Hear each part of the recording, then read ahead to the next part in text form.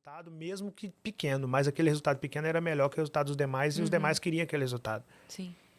E eu tinha muita tranquilidade para fazer isso. Até o dia que eu tô lá vendendo água na praia, chega um turista, um grupo de turistas, um deles me pede uma água, tinha uma galera junto com ele.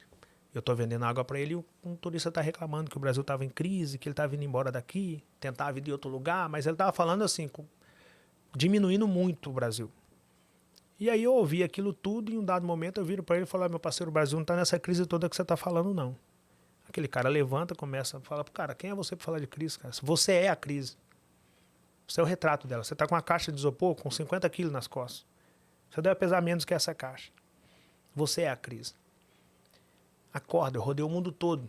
Tô indo embora desse Brasil por causa de ignorância como você. Porque aqui no Brasil tem um cara que vende água, pensa que pode falar de crise. E o cara não sabia com quem ele tava falando. E eu na minha tranquilidade ali, ouvindo aquele cara falar aquilo. Quando ele terminou, eu agradeci o rapaz que tinha comprado a água, eu virei para ele e falei, meu parceiro, opinião não se discute, se é a sua eu tenho que respeitar. Se precisar de uma água enquanto estiver por aqui, me chame que eu trago para você. E fui saindo. Só que quando você não responde uma ofensa com outra ofensa, você ganha uma luta sem subir no ringue daquele cara, né? Quando você responde uma ofensa com outra ofensa, você se torna ofensor. E eu não consigo ofender. O Deus que eu conheço só me ensinou sobre amor. Eu só consigo amar. Então não subo no ringue dele. Eu que determino se eu subo no ringue dele ou não.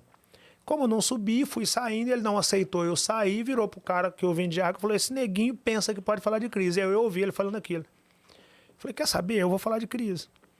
O que eu mais enfrentei na vida foi crise. Não parei por nenhuma delas. Ok, não alcancei nada que pode ser considerado muito extraordinário, mas dentro do que eu me proponho a fazer e baseando do cenário que eu saí, eu já estou anos-luz melhor do que eu comecei. Vou falar de crise.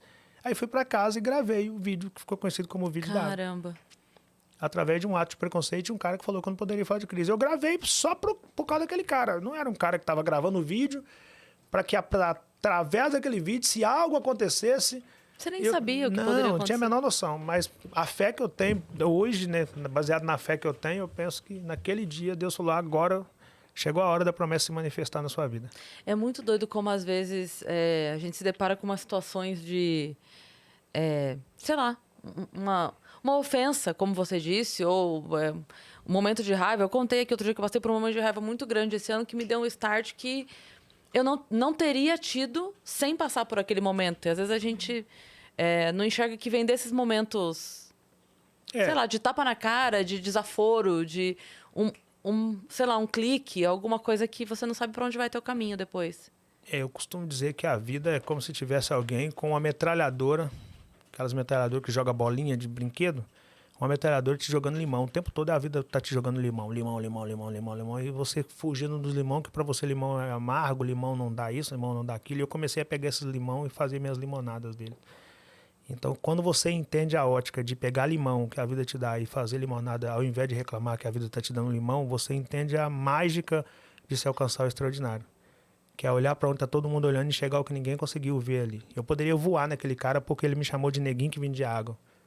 Isso é preconceito que não sei o quê, não ia resolver. Falta de controle emocional. Você apareceria no jornal à noite. Eu ia aparecer no jornal à noite e não ia resolver o meu problema.